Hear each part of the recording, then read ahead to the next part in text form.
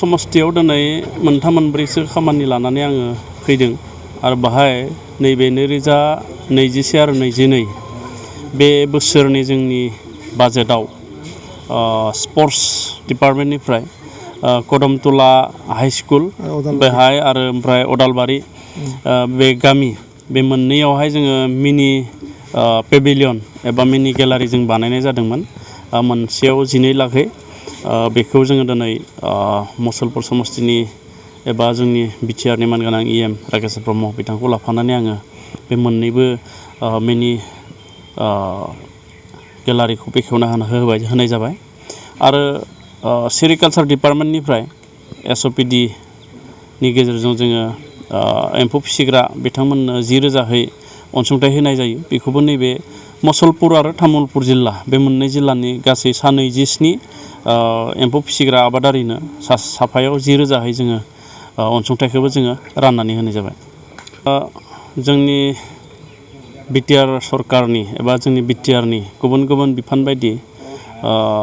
गेलेमु आरो लाइमोन जौगाखां बिफान एबा स्पर्ट्स एन्ड युथ वेलफेयार बेबो गोबां बिहोमा गोनां आरो गोनांथार मोनसे बिफान जों नैबे 2022 आरो 23 बे बोसोराव जोङो गिबि खेबनि थाखाय मुसलपुराव जिहेतु जोंहा स्पर्ट्सनि हस्टेल दङ बेवहाय जोङो रेसिडेन्सियेल कचिं बेखौ जोङो होनो थाखाय थांखि लानाय जादों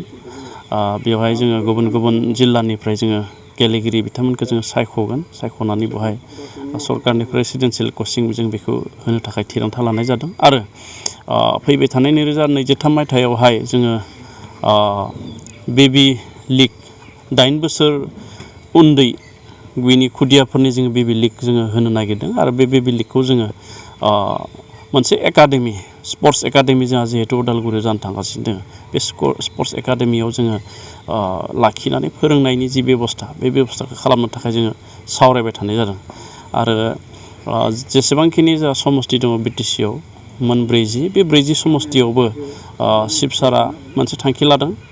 मोनसे समस्तियाव गंफाहै 5 कौटि 40 लाखनि मिनि रुरेल स्टेडियाम बेखौ जों बानायनो थाखाय थांखि लानाय जादों आरो बे जुदि जायोब्ला निस्सय जोंनि मोनफ्रोमबो समस्तियाव गेलेनायनि बिथिङाव जोंनि लाइमोनफ्रा माखासे सुबिदाखौ मोनगोन बेनि बादैबो जोङो कचिंनि बेबस्था जोंहा दङ आरो गामिनि फोथारफोरखौ जोङो जौगाखांनायनि माखासे जोङो राहाखौ लानाय जाखायो जिहेतु आरो बिदिनो लानाय जागोन आरो रेजिस्टार्ड जानाय जि क्लाब हारिमुखौबो आङो नायो बिफानखौ आंनो सालायदों हारिमु बिफानखौबो दा बे बिथिङाव आं बुंनो नागिरदों जे जोङो हारिमुनि जि आयदा सिनेमानि बाथ्रा बेवहाय बुंनाय जादों दा सिनेमानि बाथ्राखौ आङो बुङोब्ला बेहाय आं खावलायगोन जोंनि जायफोर आर्टिस्टफोर दङ जाहाथे बिथांमोना बे आर्टिस्टनि जायफोर इभेन्ट सोरबा मोसानाय सोरबा मेथाइ खननाय सोरबा फाव खालामनाय बेखौ जाहाथे प्रफेसन हिसाबै लानो हायो ओरैनो बैसो थानायाव बा ओरैनो थानायाव रंजानाय हिसाबै लायालासिनो बेखौ प्रफेसन हिसाबै लायोब्लासो जोंनि सिनेमायानो होन थियेटारानो होन जायखिजाया समाव बियो जोरगोन एबा थावरिगोन एबा जायफोर फावखुंगुरफोरा फाव खालामो एबा सावथुनफोरखौ दिहुनो बिथांमोना खहा जानाय नङा आरो बेनि थाखायबो जोङो थांनाय बोसोरावनो जोङो साननाय जादोंमोन बिटिसिआव मोन 10खान साब डिभिजनाव मिनि सिनेमा हल बानायनायनि आरो बेखौ प्रप'जालखौ अलरेडि जोङो सेन्ट्रेल गभर्नमेन्टनो दैथायदों नाथाय दासिम जेबो जोङो रिपर्ट मोनथ'वाखै दा बेखौ मोनोब्ला निस्सय जोंनि जि सिनेमा देखायनाय बे सिनेमा देखायनाया बबेबा सक बबेबा बाजाराव बबेबा फिल्डआव जायालासिनो जुदि हल जुदि थायोब्ला निस्सय बे हलाव रायजो राजाफ्रा नायनो थाखाय खाबु मोनगोन आरो सिनेमा दिहुनगिरिफ्राबो मोनसे सिनेमाखौ हलाव सप्तासे बा 15 दिन बिदि सालायनानै मोनसे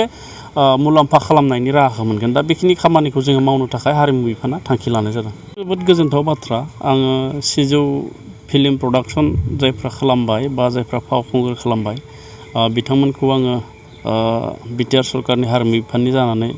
रोजा रोजा साबायखर जासिदों बिथांमोनखौ आङो हामलायथि जासिदों जुदिअ जोङो जोंनि बिटिआर सरकारजों बा 600 फिल्म दिहुनगिरि बिथांमोनजों जोङो जेबो थोंजों सावरायनाय जायाखै थेवब्लाबो आं नैबे समाव बिथांमोननो आंनिफ्राय साबायखरखौ जासिहरो